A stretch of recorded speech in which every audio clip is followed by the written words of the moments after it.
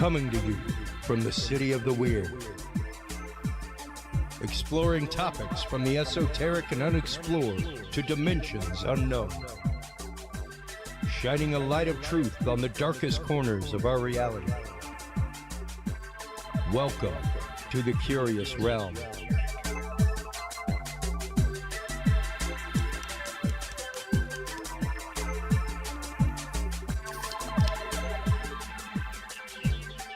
Well, hello everybody, and happy Tuesday night. Hope everybody is doing well amidst the madness of the world. I am so happy to be here. Get ready. We're looking, coming up in about a month, not April, but May.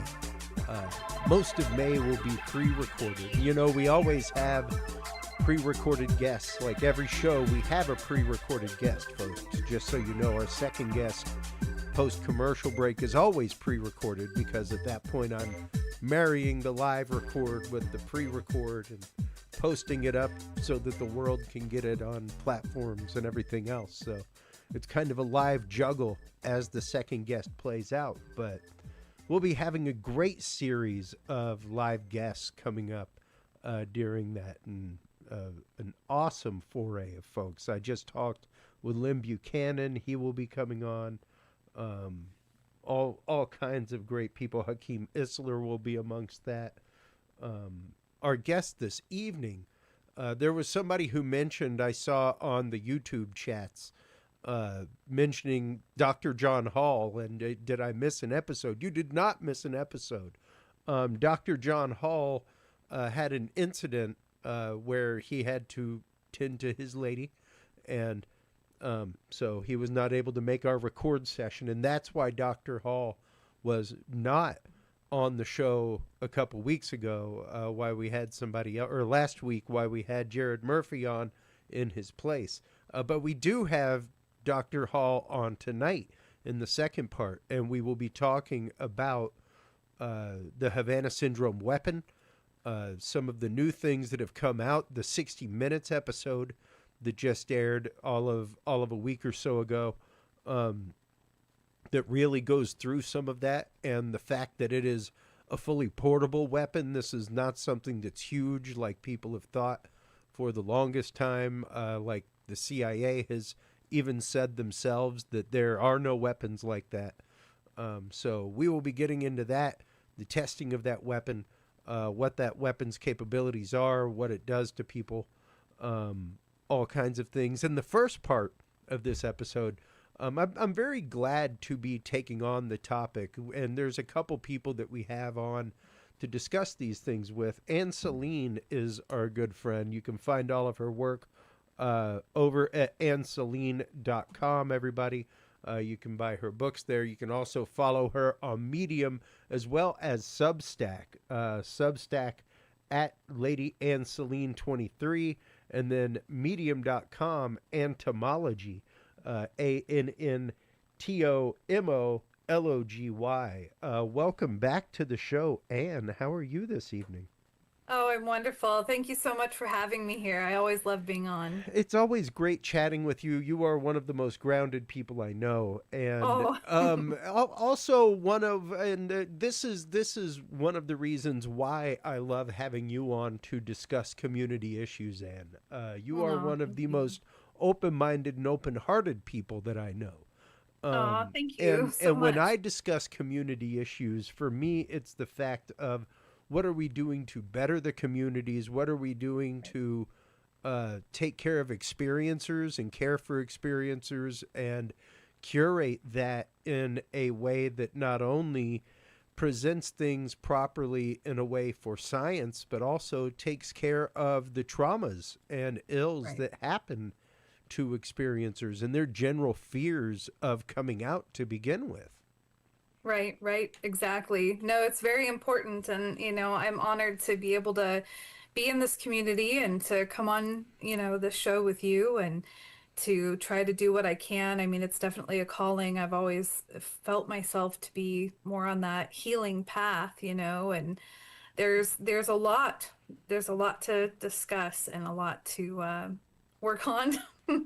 Well, I mean, let's just start with, and we didn't even mean to get into this. We kind of got into it pre-show, and it was like, okay, fine, let's talk about it then, Yeah. because I have already spoken with Ken, Yeah. our good friend King Gerhard, um, about coming on the show to specifically talk about Hmm. capturing Bigfoot, the new documentary regarding the Patterson Gimlin film of fame there in Bluff Creek, the famous footage of Patty, who we even have in our intro, Right. thanks to our good friend Jason McLean. Um, but this Bigfoot documentary that just premiered at South by Hmm. has more than rippled the communities. I have seen standoffs with people. I have Yeah. seen people very, very angry. Um, I've seen people saying that it's a money grab by South by, Right. which I Right. thought was funny, because it's like, wow, okay, like Right. explain to me how this is a money grab for South by. Yeah. So, yeah, yeah. What do you and where do you stand first off on the personally on the Patterson Gimlin film? And So it's one of those things where I've watched it so many times, and it wasn't until later on that I really got into the more aper side of the Bigfoot community that I really began to see different things that were in the film. When she steps and the muscle movement in the leg and just, different things like that. But to be truthful, it's one of those things where it's always been a really cool piece of history, if you will, but I sure, have never been able to come to a conclusion. I do not believe that it's real nor fake. It's just kind of, a Schrodinger thing. okay, okay, But for me, I have to I really want data. I wasn't there. I wasn't there. I don't have my eyes on the yep, actual film. I can't touch it. I can't hold it. I can't, and I can't time travel. So that is also going to go into the capturing Bigfoot documentary because I don't know what their story is. I don't know how this came to be. I don't know. It is weird having the film canister or whatever where this guy just had it and then I mean that's a whole story. And so yeah. And that's where this comes off, folks, is that this is found footage. This is footage that has been locked away inside of a mhm, personal safe for the last right. 60 years, because it was 1967 Hmm. that the Patterson Gimlin film was recorded, done. And this I am here's the thing. I'm a believer. I'm a believer in not only Sasquatch, I'm a believer in the film itself. I think it has been scrutinized and scrutinized and scrutinized Hmm. by all kinds of professionals. Now, um, could it be? Sure. But where I've always come down to is the technology, the available technology, what was, and I know people that make crazy things, man. Yeah, All right? Like movie quality props in their garage, stuff like that. right.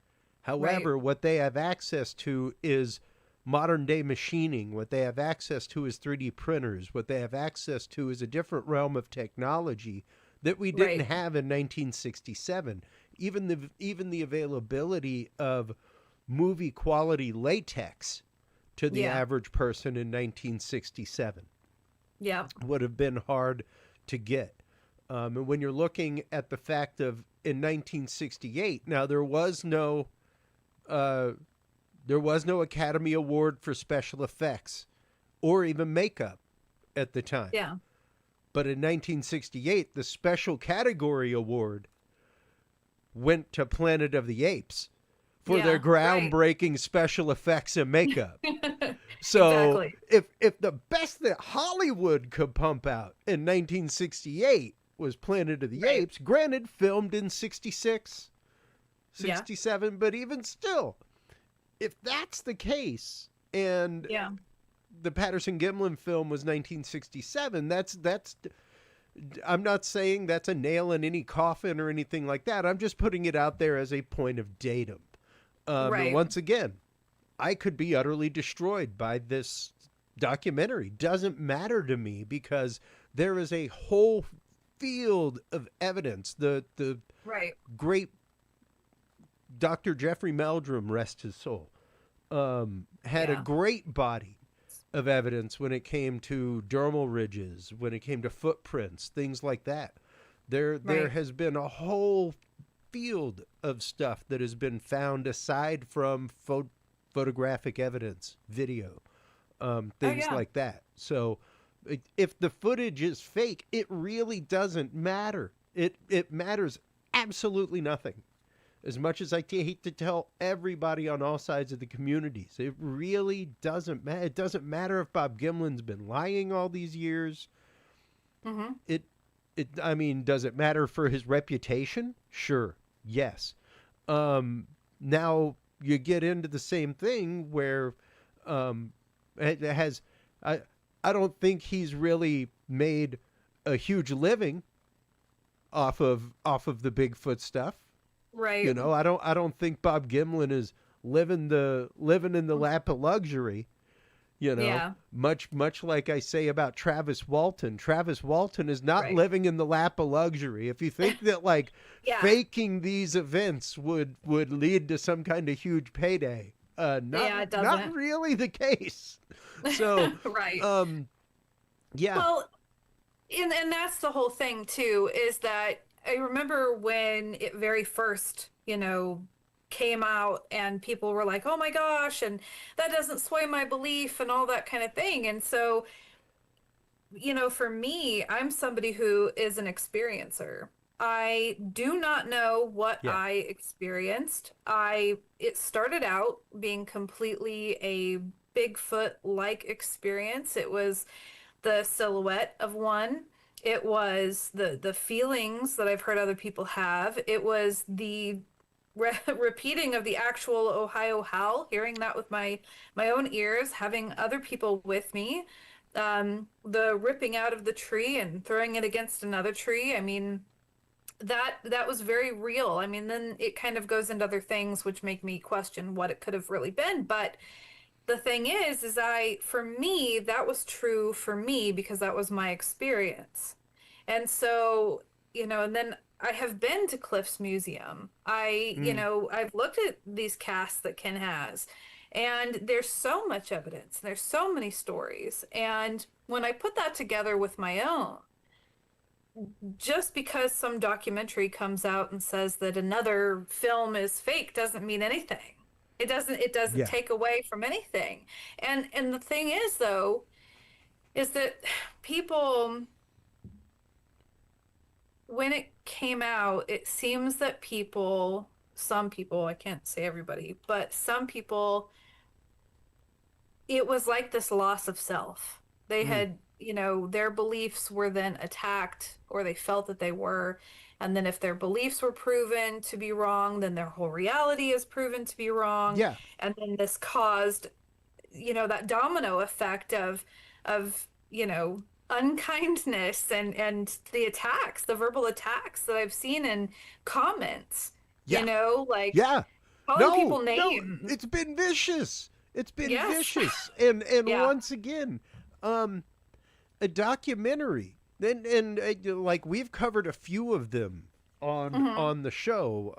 One that was very very well done by Darcy Weir uh, Oh, about Corey Good and that whole kerfuffle within the UFO UAP community. You know, right. of the 20 and back program being fake and the blue avians and everything else. Mhm. Um, and the ongoing lawsuit with Gaia, Right. everything else. So, Yeah. um, and some of these, I laud Darcy Weir all the time because he, I think, comes from things in the most journalistic way, where he is literally just trying to cover a story, take it where it takes him. He's not Right. necessarily trying to prove a paradigm in any way, shape, or form. Right. Um, Well, and and I think that that's the way that it should be because, like, for me, anything that I experience or whatever I can bring to the table, I don't want to, it's not to make you believe in the way that I believe. It's to just add more data to the table. And what I really would love is for other people to add theirs to the table, and then we kind of come together to form and to be able to keep going to get closer to the truth and not, you know what I mean? yeah, yeah, no, and that's just it. It's the fact of being able to find and we've had this conversation before on the Mhm. show and off the show. The idea of being able to have the conversation, being able to have an open-minded, open-hearted conversation where somebody doesn't feel attacked for Right, what they believe, right, or doesn't have what they believe attacked. You right, know, one or the other, because they're two separate instances. Um, right.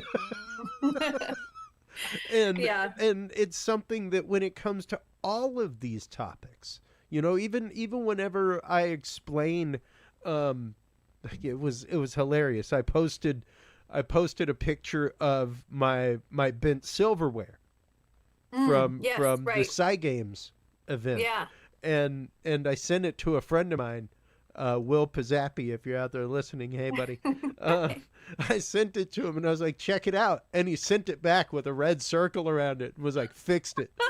um, Nice. I love it. but that's just it. The idea of Mhm. like, no, we start with the idea of here's what you're looking for. Not Right, here's an image, what do you see, but right, here's the image, what do you see? right. And that is a leading conversation. That's not a want of tit for tat. That's not a want of open conversation of data. And that's just it. Right. When it comes to this capturing Bigfoot documentary, I think the important thing truly is the idea of being open in that kind of way. Oh yeah. Being able to understand that a documentary about something like this does not necessarily mean that, uh, again, Sasquatch does not exist. Right. That this is not an ongoing phenomena. That the phenomena that has happened didn't Hmm. happen, or the experience that you have is Right. invalidated. Right. Well, exactly. And I think that it would be also really interesting if whenever it comes out, because we have no idea when that's going to be. So whenever that does come out, I think that people should really watch it and check in with themselves afterwards. Mm, Think about like, okay, how did that make me feel? What is coming up for me? I know that people don't really actually do this, but still, if they did, to be able to really reflect on that, and because then you become, you know, the relationship that you have with yourself is so important. And if this is hitting a nerve and you're just absolutely, you're angry and you're going, no, no, no, I'm not going to believe this. I'm not going to believe this. Dive into why. Think about that within yourself and try to trace that back. But also, even if you're totally believing it now as well, I mean, I think that it would be really good if we checked in with ourselves when we watch it, how it emotionally affects us, sit with it, and then make your decisions based off of what you've learned in the show and about yourself, yeah, and then take it into the community in a kind way, yeah, in yeah. a not attacking way. Well, and that's just it. And that brings up the huge point that once again, this was released at South by. Like Right. this was released in a live format. It was there for a screening and then it was Hmm. gone. It's not like you can still go see it. It's not Right. like you can go see 3 or 4 showings of it during South by. Like there was Right. an audience that got to see this and there were some reporters involved that were there. And it's not the first Bigfoot documentary to be at South by. My wife, or I guess it was Austin Film Festival, come to think of it. Okay. But it was the Vice guide to Bigfoot that was done. I remember my wife was part of the people who juried that in. We got to watch it before it hit the screen at home. That's cool. But that's just it. And to those out there that are like, oh, South by is just riding the wave of something, like Steven Spielberg was at South by, premiering clips and doing press for his Disclosure film, things like that. Right. Like South by is an event that people come to. Like there's a whole week of film. It's almost a month long. It's a week of interactive, a week of film. The interactive is education, things like that. Then film, That's cool. then music. Okay. So it's much more condensed into about 2.5 weeks now than the full 3-week experience that it used to be. However, people still pay tons of money to have their film juried in. It may not even make it to the South by screenings, even though you've paid to submit it and everything else. It works just like any other film festival to get it in there. So the fact that it made it in, yes, meant that it was something that was about cultural conversation. This is something, I mean, whether you like it, communities, we are something, and this is something that I've been saying for a long time. Science and the media are now running to us. Right. These things are becoming more common and more commonplace and more common in the forefront of people's minds. So it changes the zeitgeist. It changes the way people think about it. And when you're talking, all the more reason to be better, as a community and as individuals, because if they are coming to us, then we need to, I mean, because it's just, the domino effect is. Well, why we need to lead with the best foot forward. Right. And Exactly. But it's funny because like the same exact thing happened in the UFO UAP community all of a year and a half ago, whenever they were doing the NASA panels. And the second round of NASA panels, like people were all kind of ticked off after the first panel that happened, saying that all these scientists were part of a cover-up, that they were lying, that the data that they were sharing was loaded, all kinds of things, and like to the point of threatening them online, that kind of stuff. And the head of the panels had to come out at the beginning of the second panel and be like, hey, you know what really doesn't help scientists want to be involved with your cause? Things like that. Things like that. But it's horrible that like a scientist has to call that out and has to call out that behavior that some of these people have been involved with NASA for all of 5-6 years. They are not part of a 50-year known conspiracy to keep data from you. They are scientists. They are all about sharing data, Yeah. I mean, and it just points to how strong fear is within all of us. I mean, because that's really, in my opinion, I believe that is the driving factor here. Because if we have one set of viewpoints and then somebody comes in and says anything opposite, then our whole world is now in question. Our reality is in question. And even worse is when they begin to question their own brain. So, and that's a whole other thing when somebody feels like a part of their body is betraying them. I mean, that's, so it's again, just so important to work on ourselves and our relationship there and our relationship with fear. Yeah. And that a second point to bring up tonight that I have seen more and more in the communities is that reticence to share when we're talking about research and the idea of like good science, open science is what's Hmm. necessary. You know, the idea of being able to openly share data to further a data set, to Right. further hypothesis, things like that. To, hey, I experimented it. Can you experiment it and see if you get the same results? Things like Right. that. Beautiful thing to do. Yes, and how it's supposed to work. However, Yeah.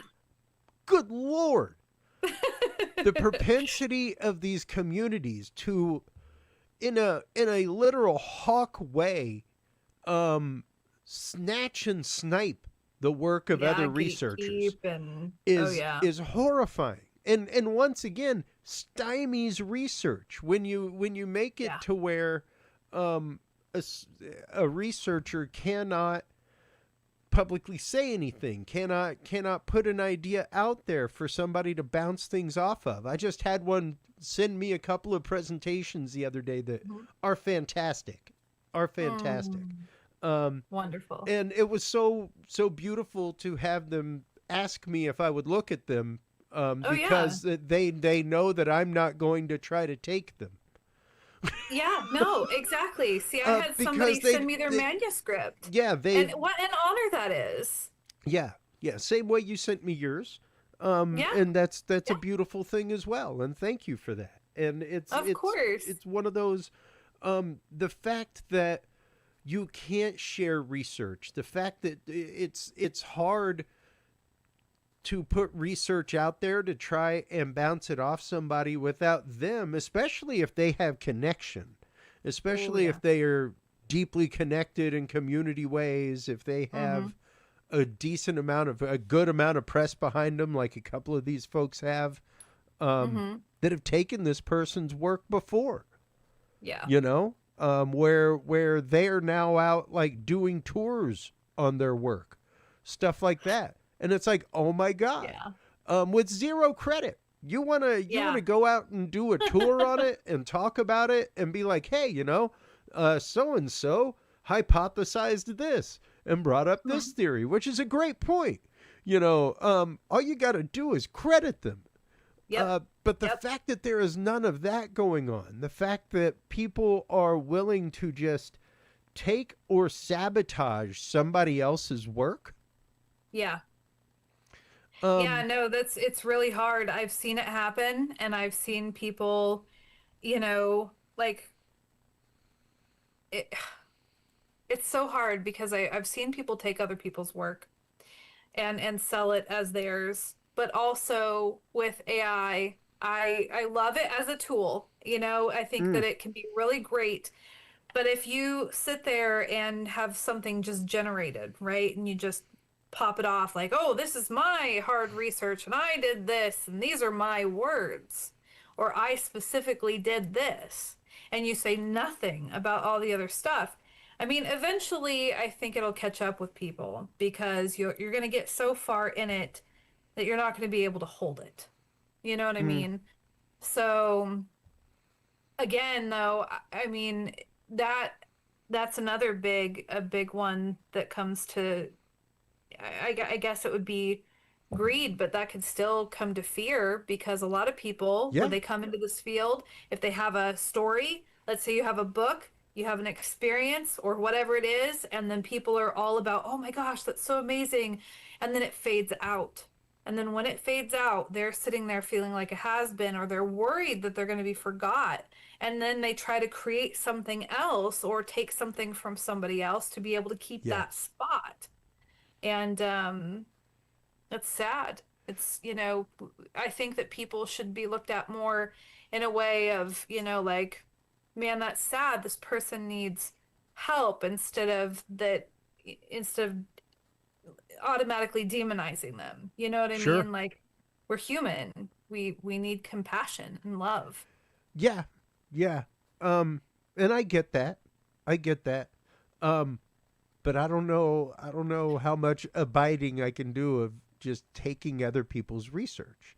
Now, if you're Yeah, I talking know. if you're talking that want of and seek of attention, Right. especially when it comes to writing about things, especially whenever it comes to using AI in that kind of way, Hmm. where yeah, it's one thing to use AI to cull data, Right. what have you, to gather Mhm. data, all that kind of stuff. But if you are not curating that in the right way, Right. and calling it yours, then there can be a little bit of an issue there, Oh because yeah. there's no proper curation of what's happening at that point. Right. And that comes from, yes, like you were saying, a sad point where, um, there are many people who are willing to express experience that have not Mhm. necessarily had that experience, and Right. um Yeah. and Yeah, no, it's hard, and it's just, and it's also about being able to be an adult about having that conversation. Because I mean, of course, nobody should be taking anybody else's research or work or anything like that, yeah, but it's about having the best conversation that you can with that person to let them, because I mean, if you throw a rock, you're going to get a rock thrown back at you. So you have to approach it in a way where they can hear you, you yeah. know? But then trying to figure that out is hard. I mean, we're not psychologists, but yet in this field, we almost need to be, for the experiencers, but also for each other and how we interact and everything. So, Well, and even how we interact, yeah, with each other, how we interact with people that we meet. It exactly. shows, things like that, because, yeah, it can be hard, on occasion. Um, on occasion, you'll have somebody come up and give you an experience that is very Yeah. obvious to the fact that it is not so. Yeah. um and it can be hard not to just call that out in a harsh way. It can be hard to give it its credence, but yes, having that, I think, empathetic heart in that kind of Right. way, is different, because that person may have an attachment to that experience that Right. That is beyond story. all else, and something that they have now come to identify themselves as. Exactly. Exactly. And even though we might be able to see that, okay, that really couldn't have been a thing, they might not be able to know that at all. Yeah. Like and that's really hard. Well, and looping this back, I think Hmm. that is what people are worried about, Yeah. with this documentary. I think that's what people are worried that Bob Gimlin was a part Mhm. of, was basically uh, that vampiric side of things, where you're willing to continue a lie. And the only example I can give for that is, yes, Corey Good, where Right. he went on shows. He had shows about him. He had Right. people that came on shows saying that they had the same experience. Right. All kinds of things. The people who came bought movies, bought books, made Yeah. made hundreds of thousands of dollars. Like, he did pretty good on it, you know. Right. And come to find out, uh, it's all channeled, his Right. experience. He didn't actually go off planet or anything like that. The blue avians are his meditation Yeah. avatars. So if anybody else says that they met them, they are delusional. Right. And yeah, at some point, what's happening is, as you are shaking people's hands and signing their docu-series that they just bought and Right. everything else, and their 3 books, and taking a picture with them in a VIP line that had $50 each charged for it, um, Right. at Alien Con or what have you, you are now selling snake oil to people. Yeah. When they come up and they say, "I had this happen too," and you go, "Oh my God, really?" You Right. are actively selling snake oil to people, and pushing. If they are delusional, you are pushing that delusion unto them Yeah. at that Yeah, and point. that's hard because then you're perpetuating something that can really hurt them later on. they could break down mentally, and yeah, it's not good. Yeah, yeah, and that's just it, the idea, and that's what I think people are worried about within the community is that um Bob Gimlin, this person who they have, because he makes the rounds. He's made his rounds here at Texas Bigfoot, all kinds Hmm. of things, and that's a show where you can literally get right up close and personal with every Oh single yeah. speaker. You know, so Bob's made his rounds at those things. These people have personal experiences with Bob, and they Yeah, they I've met him. they will feel betrayed in that kind of way if that's what it turns up to be. Now Right. the question, of course, comes into the once again the veracity of the footage that's been found. What's the vested interest in holding that footage for 60 years and not releasing it? Um, all that kind of good stuff, and even the vested interest of the filmmakers themselves, Right. and why make the film, you know? Right. Yeah, So no, that's true. I mean, I'm sad for it all, for the community and everything. And like I said, I met Bob. He's a great guy. yeah, I mean, I don't have there's nothing against him. I have nothing ill to say. In fact, he reminds me a lot of my own grandpa. And so, I mean, it's just too bad. And I will say this too. Of course, a couple days ago I had the perfect phrasing and now I don't. But we have to be careful on not deifying yes, the people that are like the presenters, the faces of our community. They cannot be deified because we're people just like you. that's And, right. we're all the same. We're all one big family if we were to be able to look at it that way. Nobody's, and so because when we deify somebody, and then we can really set ourselves up for hurt, and perception also changes, and you have rose-colored glasses, and then you don't see somebody for maybe who they really are, because now you're projecting your needs off on this other person, and you are creating them to be something that you want them to be, not necessarily who they are. So then when they show who they are, now you're devastated because, you created this deity in your head that didn't really exist. Yeah, yeah, and once again, it's the idea that the same conversation we've had numerous times. The idea Yeah. of having the conversation on the way to the table. Mm-hmm. You have now put your own twist on things, and even put somebody else's voice behind words Yeah. that they have never even said. Yeah. Yep. Like those words fully came out from your imagination while you were driving to the meeting. Yeah. Yep. Like before you ever got to the table, that person said words to you, Yep. and you heard them in their voice, Oh yeah. like Yep. not in your own voice. So Exactly. yeah, and you have to consider that. You have to consider the fact, because otherwise, yes, um, we can get into a whole pickle full of trouble at that point. Yes. Um, Very true. and yeah, the idea of deifying people, the idea of making it to where a somebody is a linchpin to a community or science in that kind of, Right. if that's the case, then it's not a science or a discipline. Yeah. And Yeah. I would postulate that, like I will carve that on a plaque.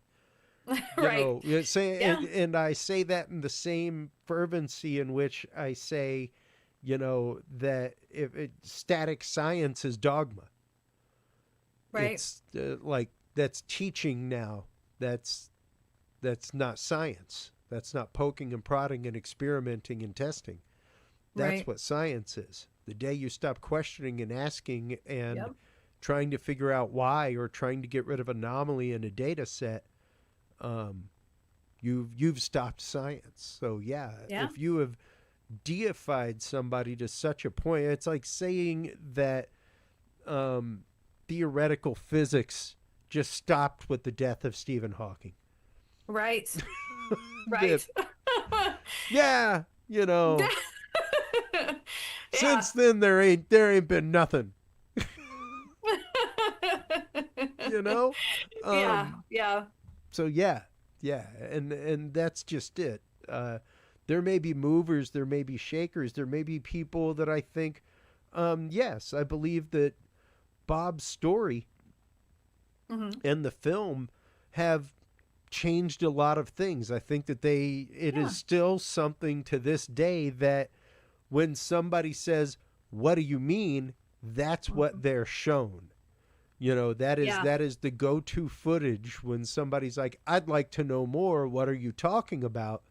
That's what's given up, you know. Oh, and it's one of those things too where regardless, real, fake, whatever, the film was so important to come out, because it's one of those things where it doesn't matter why.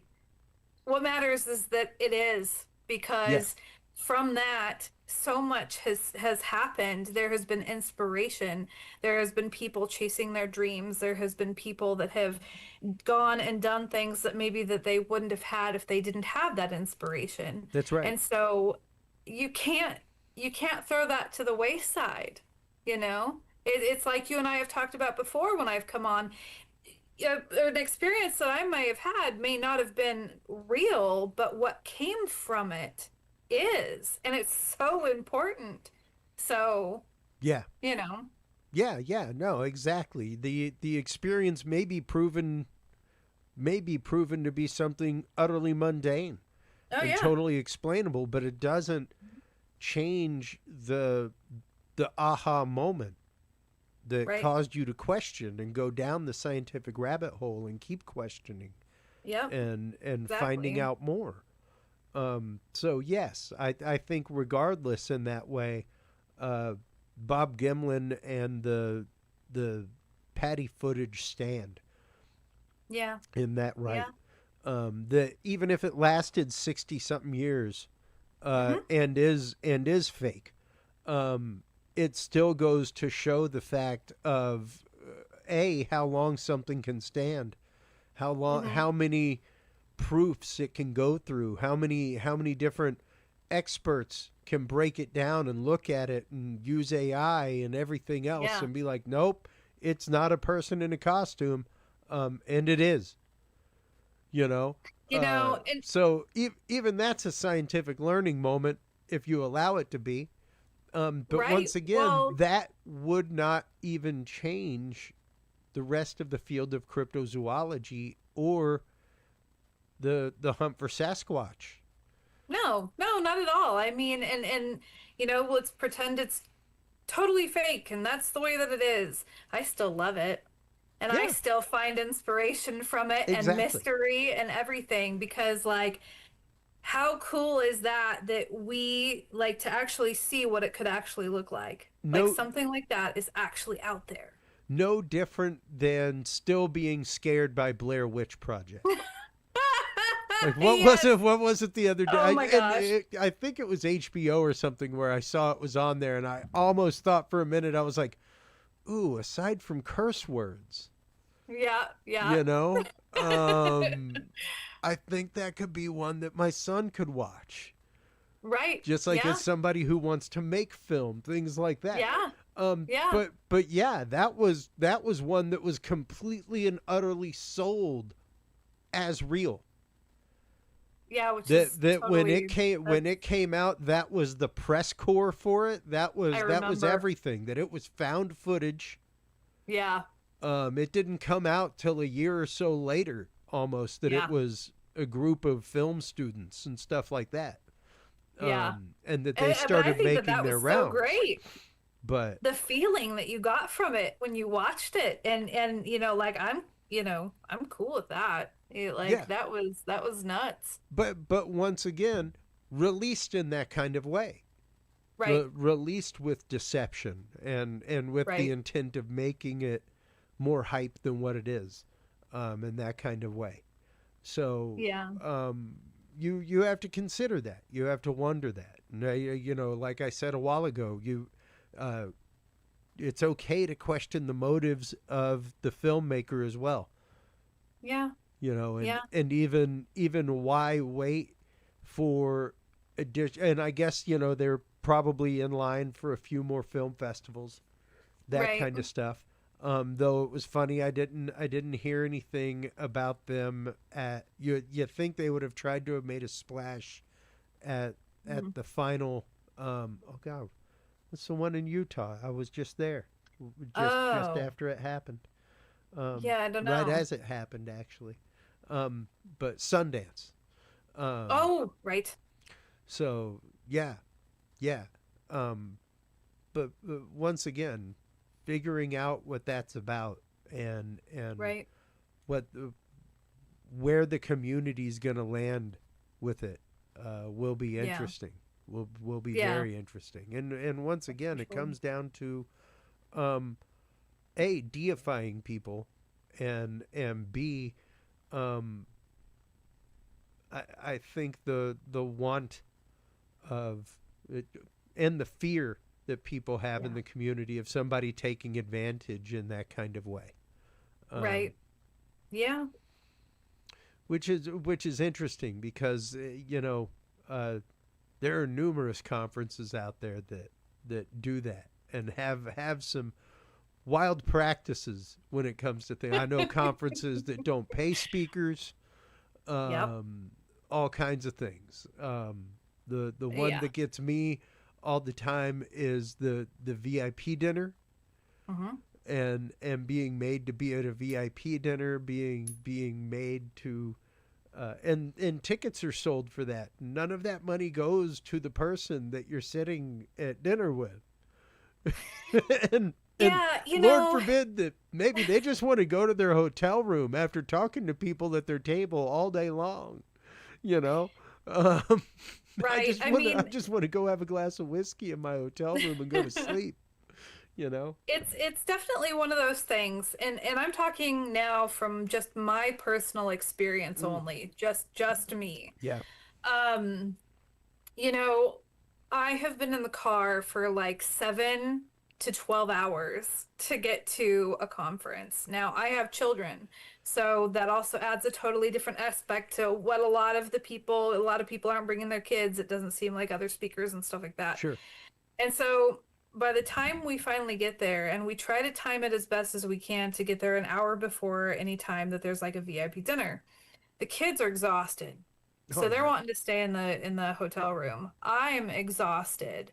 But I love the people, and this is so great because it's one of those things where we don't get to see each other. They're my friends, and I'm so like I miss you. I miss being able Oh to go sure, to sure. conferences and see you.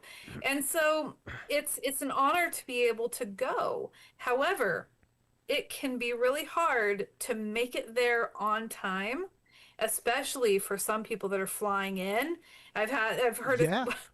some poor people, they'll like fly and they'll get to their layover, and there's like, but then they had to like drive the rest of the way, so then they're showing up halfway in the middle of it. But Yeah. so the night before can be really hard to do the VIP dinners, and then you're doing all of that while you also have to be fresh and ready for the next day.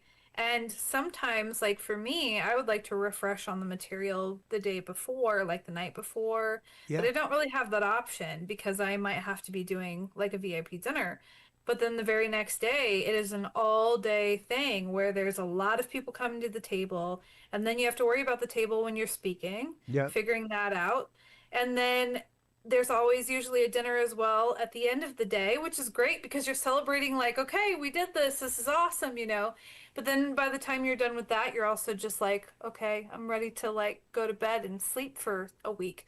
And so it's it, the VIP dinners can definitely be hard. And I think that, you know, and I know that there are people that definitely pay Oh a lot sure. to be able to sit with people. Yeah. Um, So it just seems like the amount of work, the amount of performance, if you will, Yeah. is very high.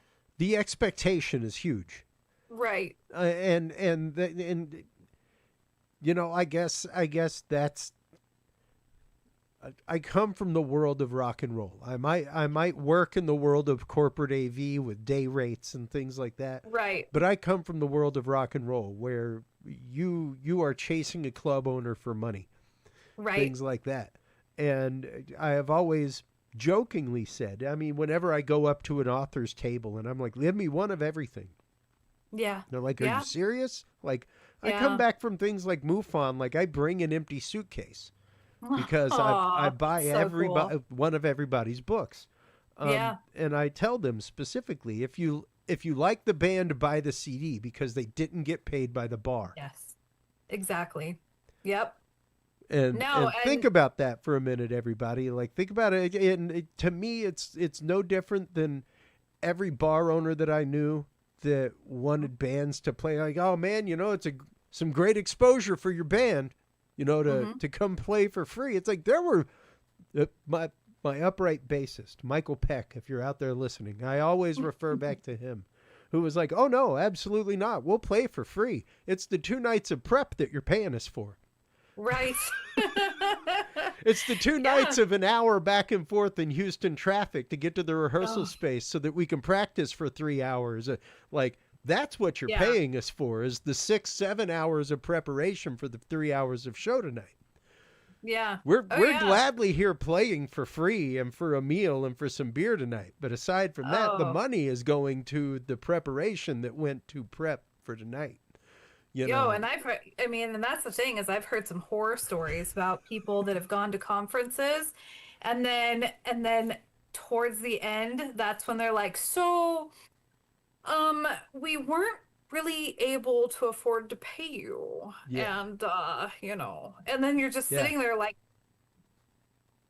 seriously? yeah. Like I understand people have, but I mean, just I don't know. I've just There are big dreams in the community and right, big dreams. And as somebody who does events for a living, like right. there is a lot of infrastructure that goes into a proper event that a lot of people do not know about or consider. I mean, You I know, came from um, somebody that put on the biggest antique shows in the Pacific Northwest. I was helping put up the tables. I took admission. I know yeah, exactly how it goes to put these things together.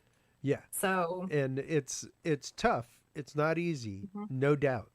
Um, but I am always of the mind that even with my company doing AV, things like that, like Yeah, the majority of the money that I make goes to my talent. It doesn't right, come to me. It goes to the right. people who are sitting in the hot seat, who are operating the shows and Oh building the yeah, shows, things like that. I keep a small sliver of right, that as basically a booking agent, nothing right, more. right, And it, I guess it's the fact of if that were the case, then there would be more money garnered by the people speaking at the event. right, If they were getting a slice of, the 10, 15 VIP tickets that were sold at their table. right, Um, right, things like that. But that is not the case at most right. conferences where these tickets are sold. And as people going to the events, as people who support uh, these speakers and want to hear these speakers, stuff like that, we need to be considerate of that. We need to think about that. At Well, least yeah, I that's mean, where I come from with it. for some of us that is our only income. And it's a lot. It is a lot of work. And yeah, I mean, and we put our all. We really Yeah, do. I know that I do. When I'm there, I put my absolute everything into those conferences, and I try to give everybody time, which is hard to do because there's so many people, and I never want anybody to feel left out or like they didn't get their moment or, what have you. And so, I mean, and I think that when we're there, we put more. I mean, I feel like I put way more into that than I did when I was working at like, T-Mobile or something. yeah, You know what I mean? yeah. It's just A little more passion. a lot more. Yeah. little more gumption put into it Well, every time. exactly. I mean, like it's just such a different it's such different life. It's such a different beast, It and is. you just so it should be honored as such. Well, and that's just it. That's just it. No different than, pay and it once again, the example is rock and roll. Yeah. Even like Rush. Oh, yeah. It was when the oh my god, the name of the show just left my head. There was a movie that came out many years ago, Mhm. that they were a part of. The creators loved them. They had a little cameo in it. That's cool. And they were interviewed afterward, and somebody was like, "Hey, man, you've been playing music and touring for like 30 years now. Why are shirts like $45? Why Oh, is a T-shirt like 45, $50 at your concert? why Don't you not? make enough money off the tickets?" And they were like, "Absolutely not. We make Yeah. zero money off the Yep. ticket sales. The ticket Yep. sales go to pay for insurance and for 2018 wheelers that take the show Yep. around, and the stage hands that put it up, Oh, yeah. and the venue, everything like that all goes to that. So Yeah. really the only money that we make is off Hmm. of the merchandising that we sell at the shows. Yep. So once Yep. again, if you like the band, buy the shirt, buy Yep. the CD, because they didn't get paid by the bar. You Right. know, if Yep. you are going to conferences, things like that, make sure that they are conferences that are ethical to their Yeah. speakers in that kind of way, that are amenable, and pay them a speaker fee. Like even my little show that I put on with Ryan Hmm. Edwards and Rod, Right. Right. that you guys have been a part of before. Yeah, which I loved. Like I I paid those speakers, every Oh, one of yeah. them, to be there, Hmm. and then paid for books, Yep. for VIPs and stuff like that. So it's the idea of that. That is how this grows. That's how Hmm. we get better, is to demand better, and Right. to even ask better of the people putting on these events, to make sure that speakers are treated properly, to make sure that they are treated respectfully, to make sure that their Well, time is and that's respected in that kind of way. again, I have noticed that there's not only so many conferences popping up, Yeah. but like warring to where they'll schedule theirs when somebody else is scheduled. And I don't have words for that, but it's one of those things where it's like it's hurting the community by having a ton of conferences that Yeah. are, and then the way that they're scheduled. Because for the regular person, because I've seen this happen and I've heard it, that are like, oh, well, there'll be another one, so that's Yeah. fine. I'll just, go and do it whenever. So I think that the conferences as a whole needs to be looked at as a unit, as a community, as Absolutely. a, because we can't have the fighting also going into scheduling conferences, because then you're really hurting people at both conferences. And, Yeah. you Well, know, and you're hurting the draw that you could both have. And if exactly. you actively just communicated just a little Yeah. bit, Yep. and there's like three of them getting ready to go on back to back to back right Yeah. here in Texas. Right. The Right. Myths and Gods conference, the Austin Hmm. an Austin Paracon that just popped up out of nowhere. Oh, right. That came up, was canceled, and then Mm. rescheduled for like a month and a half, 2 months later. And Huh. then the Curious Twins conference over in San Oh, Antonio. But they're all basically yeah. happening like right at the same time. And it's like Right. nobody talks to each other.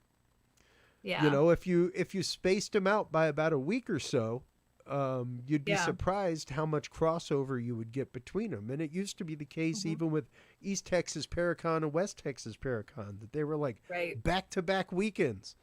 And it's like, See, you, right. Right. No, exactly. And the other thing too that's so important is the location because like there was one that we had gone to and I was so excited for being there and I absolutely loved it. It's one of my favorite. They were so well organized and just like I was in heaven, right? And somebody else, though, at the same time, there was beef, I guess, or something, and there was another conference going on at the same time, and it hurt both, both of it. And it was so disappointing to find that out. And it was, I think that it was like an hour to 2 hours difference. Um, and it makes sense if like because I know that Yeah. I think the Curious Twin one, the Black Swan Inn, is the same weekend as like Mothman, and so but that's in two totally different areas of Yeah, the yeah. whole. And And hey, that's you not what we're can't talking about do here. that. You can't do that. It, It's it's more about like if there were two other conferences going on within a 20 right 30 next to each mile other. radius of the Yes. Mothman conference the same Yeah. weekend. Exactly. Exactly. Where it's like what the does nobody talk? And don't Yeah. get me wrong, like I have curious events and I have been busy Hmm. trying to make an interactive calendar with all of that on there as much as possible, Right. where it's actively like an interactive map of the United States with all that. So it's Yeah. coming, folks. It'll be there. Believe me. However, these are just some of the issues facing our communities. These are just some of the things that we have to consider. We have to consider just like we've always said, and not just the data that we get when we're investigating, but why we're investigating to begin with.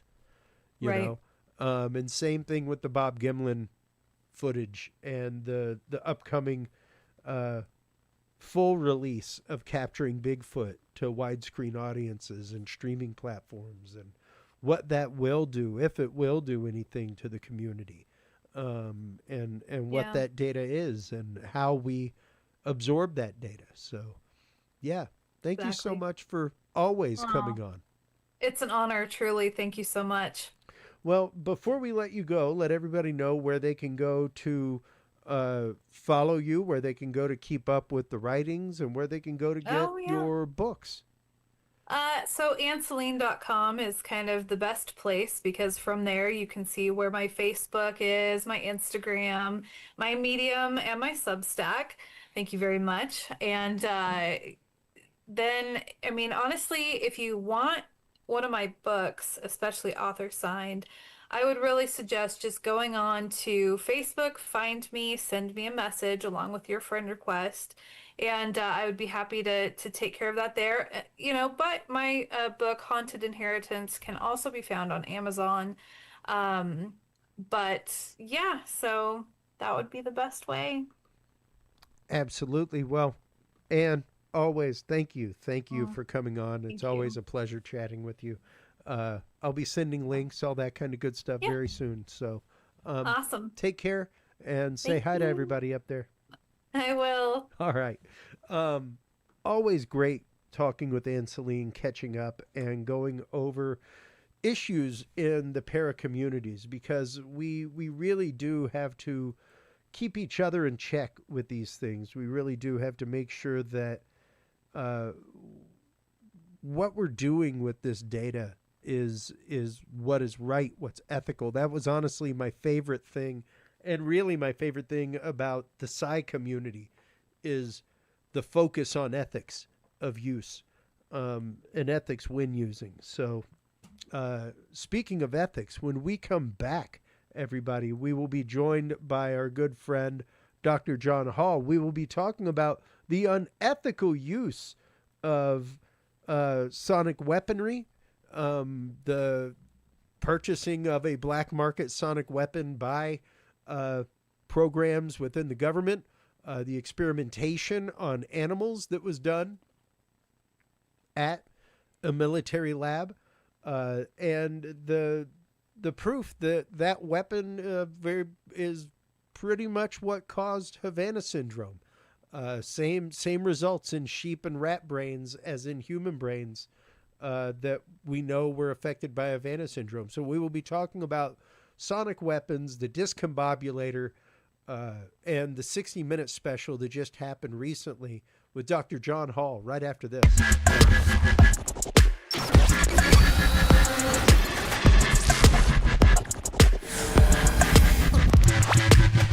The key to good science is good research.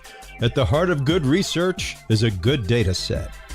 With the field observation and encounter log from Curious Research, you can easily keep track of your investigative information all in one place, making it easier to review cases and readily see comparisons and contrasts between them. Whether out in the woods squatching, in a back room gathering EVPs, or using high-tech gear to track UFO, UAP activity, this easy-to-carry, pocket-sized scientific data log is the perfect companion for any field researcher.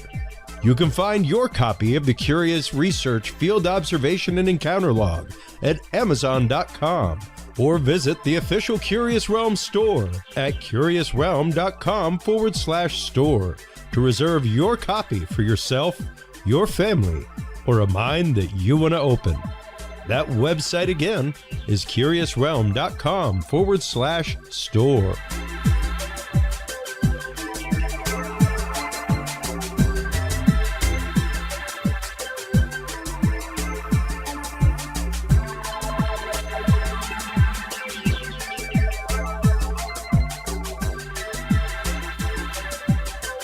Well, hello, everybody, and welcome back from that quick break. Thank you so much for staying with us. Also, thank you so much to our sponsors, especially True Hemp Science. If you are a user of CBD products like I am, folks, stop on by True Hemp Science today. Christopher Lynch and True Hemp Science use a spagyric process by which every part of the hemp plant is used. Everything from the seeds, the stems, the roots, the buds, the leaves. Everything is used, combusted, and reused in that process, followed over and over again until nothing remains except an amazing spagyric product, complete with terpene profiles and all. Stop on by truehempscience.com today.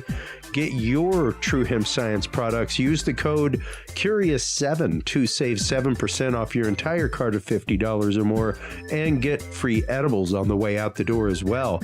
Our guest in this segment is our good friend, Dr. John Hall. He is the author of Guinea Pigs, Technologies of Control, as well as A New Breed, Satellite Terrorism in America. I've known you, John Hall, at least since 2012. And it just, as I rewatched the 60 Minutes segment just before this episode record, it dawned on me, man, that we have been doggedly on this story for 9 years now. 9 years have we been following specifically the Havana Syndrome story, from the time of crickets and pyrethrin to it being just a mass hallucination. So welcome back to the show, Doctor. How are you this evening? Good, Chris. Glad to be back on with you. And, you know, we've actually been dogging this even before Dudes and Beer and before Curious Realm. That's right. So, I mean, before Havana Syndrome. So, you know, it's amazing. But now 60 Minutes came out with a show on it. So it's legit. It's real now. Well, and they've been doing a great job, actually. No, they have. I will, Scott Pelley in particular. I will laud them for the fact that this is actually their fourth report to do on this. And like he says in the report, and we'll play a little clip from that right now. But like he says in the report itself, man, like the reason we have kept reporting on this is because the stories continue to come out. And these are stories from people who do not know each other. These are stories from people who have never met, and their stories are exactly the same. Hey, what does that sound like? Yeah. No, exactly. Yeah. And I have held for a long time that at the very least what we may get out of Havana Syndrome and everything else is some vindication for the individuals that we work with, Doctor, those known as targeted individuals within the community.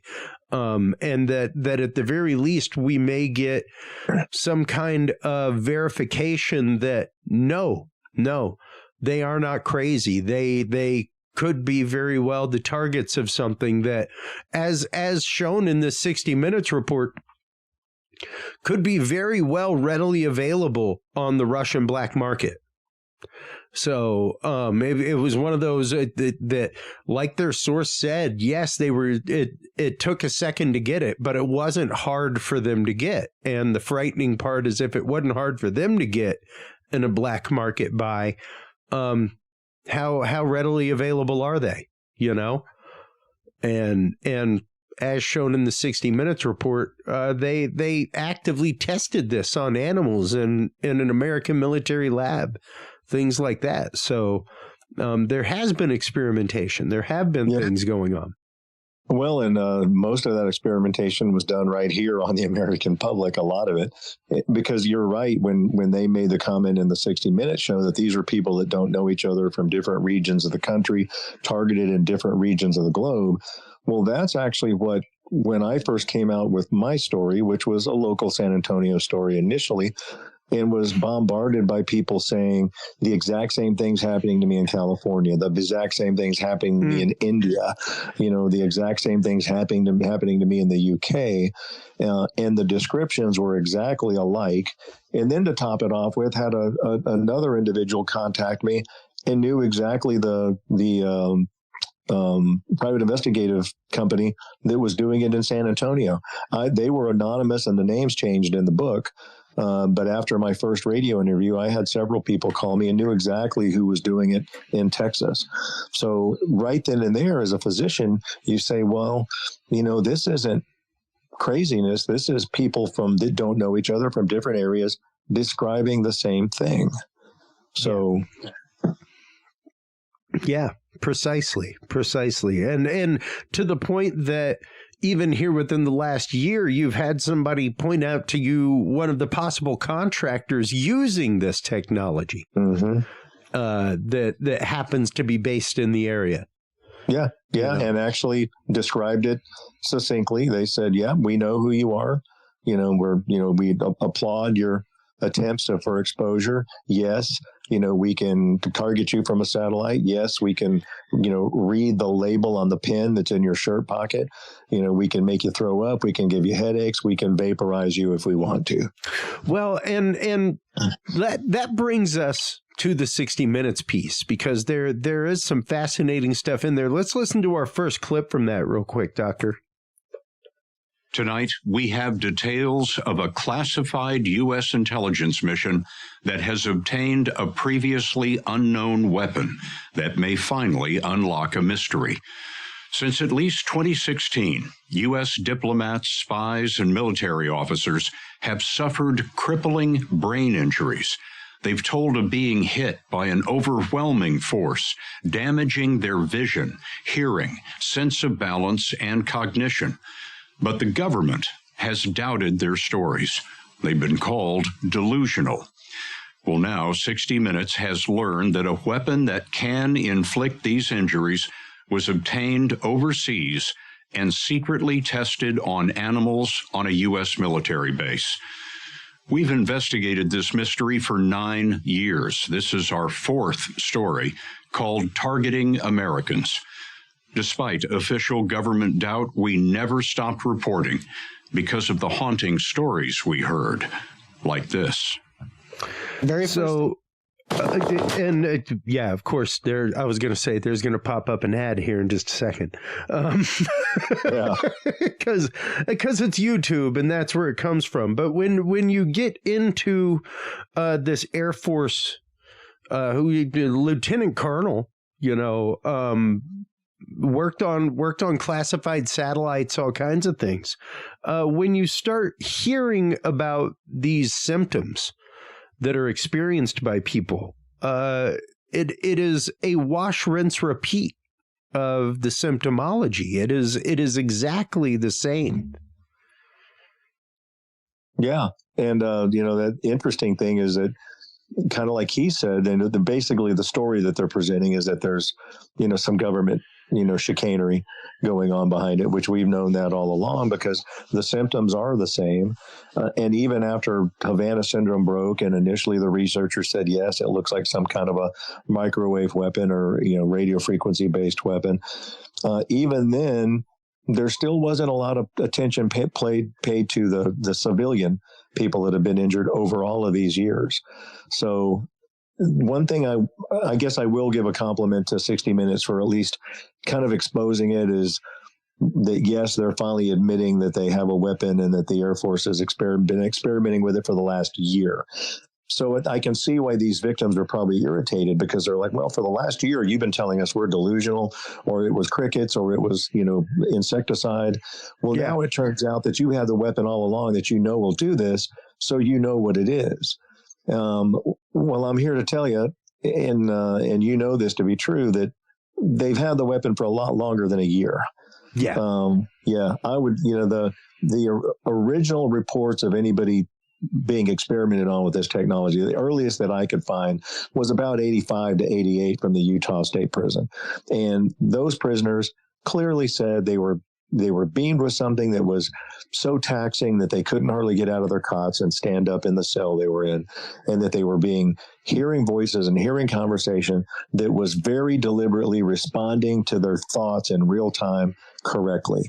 So the technology was relatively good then. Now, fast forward to 1993. Well, 1993, you have the Branch Davidian crisis. Yep. And the FBI was working with Igor Smirnov, who, for the most part, most people would kind of consider to be the inventor of voice to skull at the Psycho Corrections Institute in Russia. We're working with him. Admittedly, made it into an article in Newsweek that they were trying to use his technology to beam the voice of God, which is kind of why it became known as the voice of God weapon. Yep. Because they were going to put the voice of God into David Koresh's head by Charlton Heston, hoping that would convince him to give up. Well, fast forward a little more to, the 2000s. Well, then, I expose a girl here that was being harassed with that technology. I mean, harassed to the point of having to change her name and go into obscurity. Hopefully she's still alive. And then, that would have been around 2000 to 2006. Well, 2009, Igor Smirnov passes away, and his wife starts selling off the technology to the highest bidder, which at that time was a company called Mantech. That bought the technology from him. So I think we've had, technology doesn't happen in a vacuum. One industrialized company invents the nuclear bomb. They all are kind of working on it. Same thing with rocket science and propulsion or electronics. I mean, we've had that technology and been experimenting all the time. So the one thing I will say that is still a continuation of the hoax is that all of a sudden our country just got their hands on a device that does it. That's not true.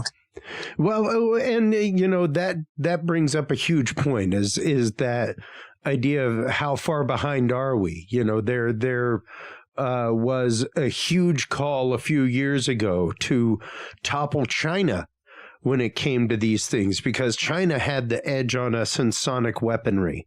They had the brain shaking laser that they developed and all kinds of things. And there was literally like a call on the floor of Congress, Doctor, to pass a law to allow these programs to happen, because we were falling woefully behind in this brainwave weapon war.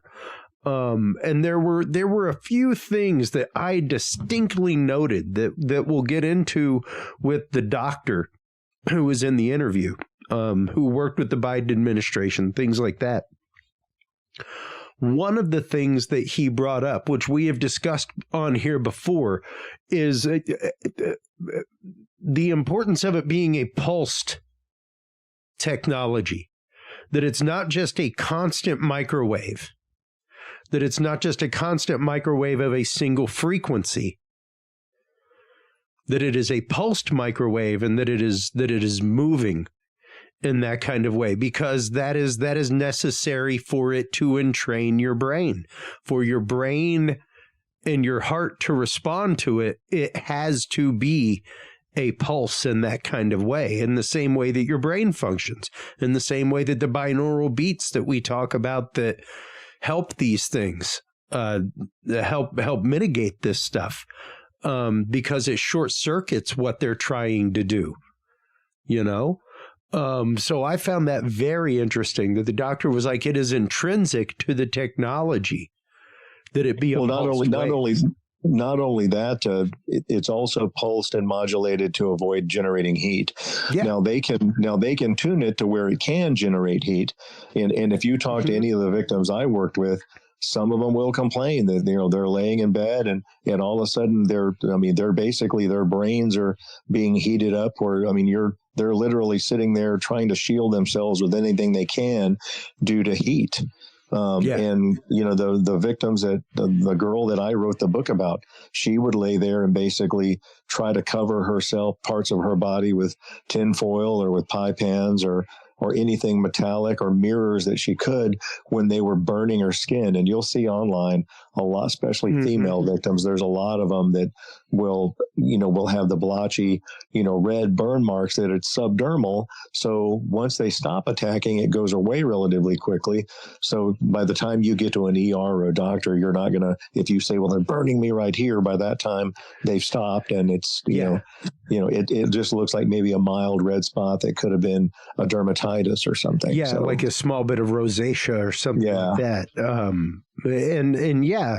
Especially with that increased blood flow to the area that's being targeted, that kind of stuff, that blushing effect would happen in that kind of way.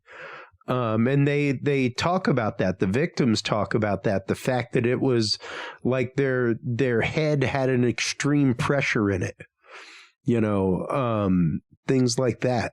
And let's hear real quick about the technology, because part of this, like we've said before, the government has said for years and years, and the CIA has said for decades, at least as long as I have known you, Doctor, which was Aaron Alexis.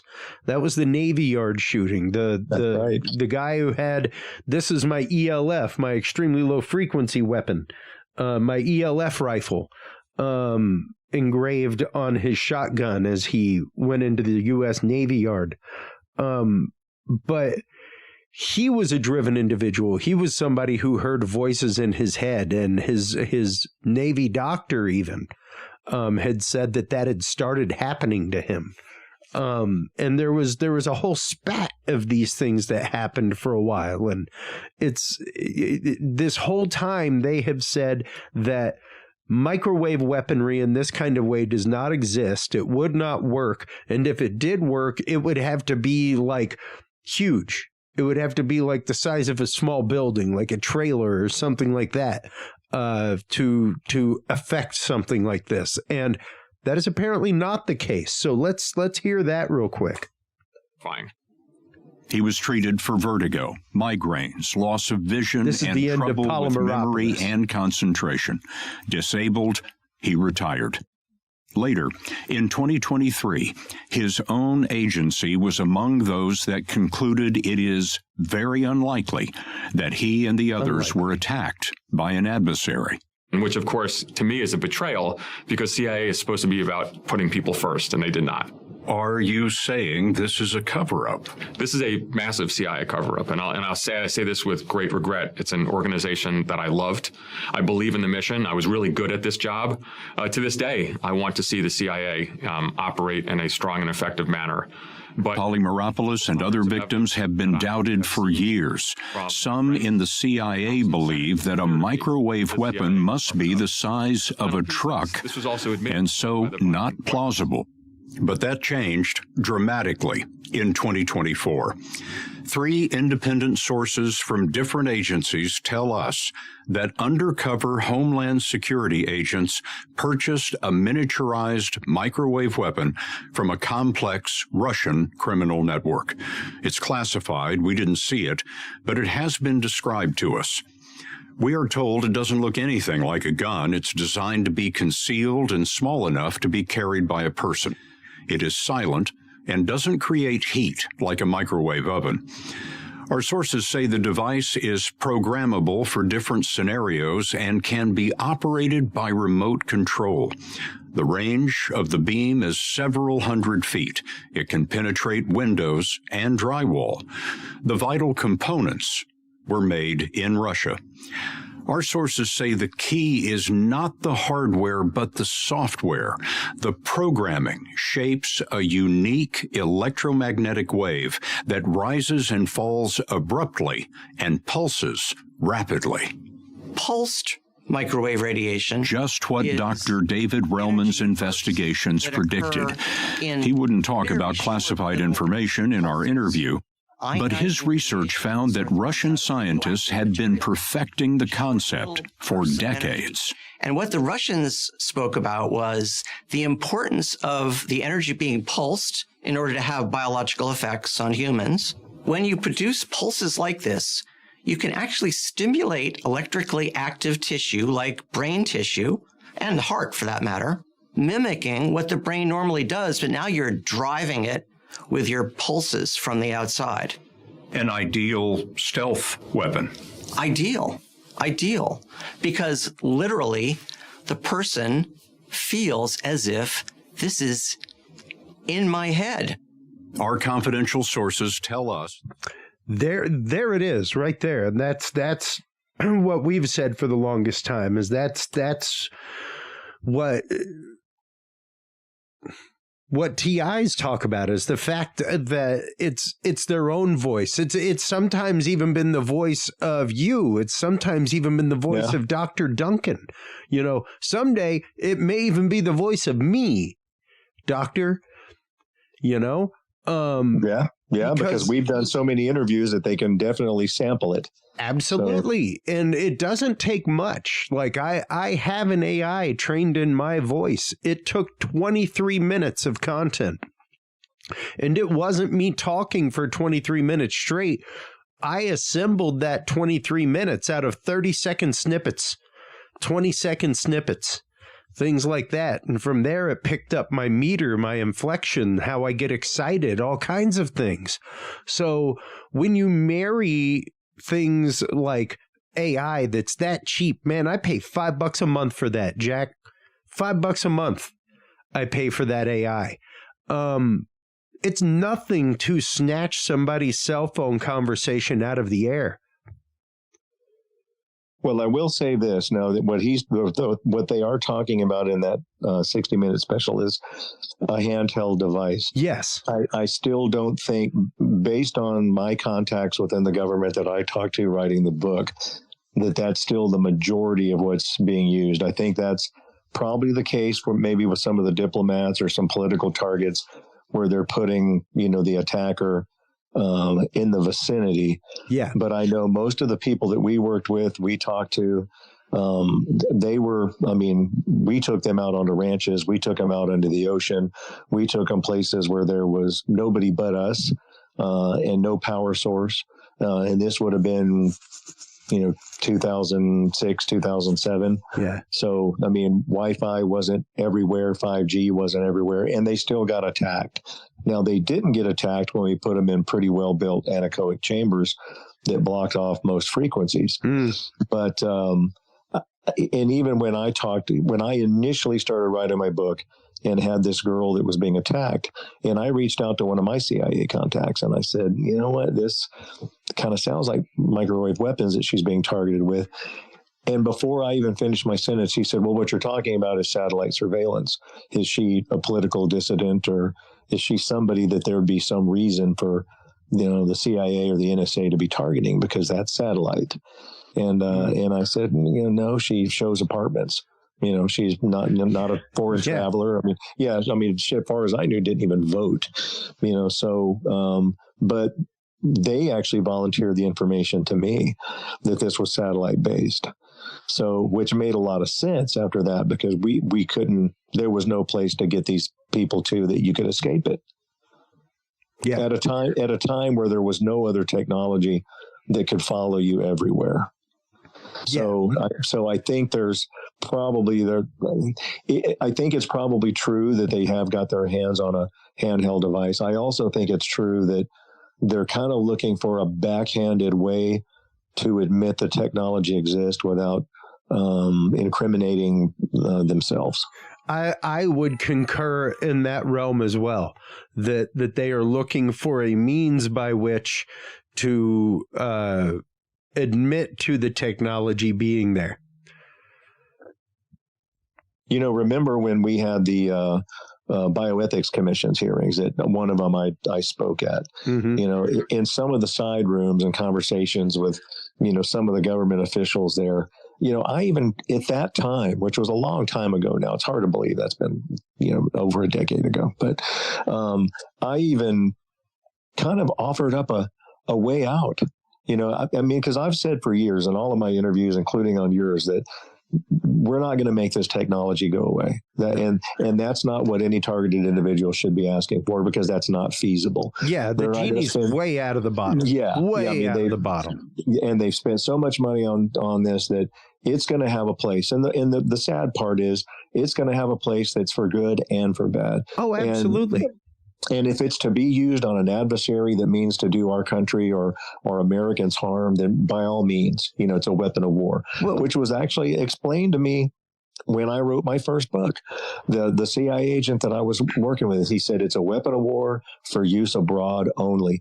And he said, if it's being used on an American citizen, he goes, it's somebody rogue, or it's possibly gotten into the wrong hands. Well, as it turns out, I think he didn't know that they were using it experimentally on the public.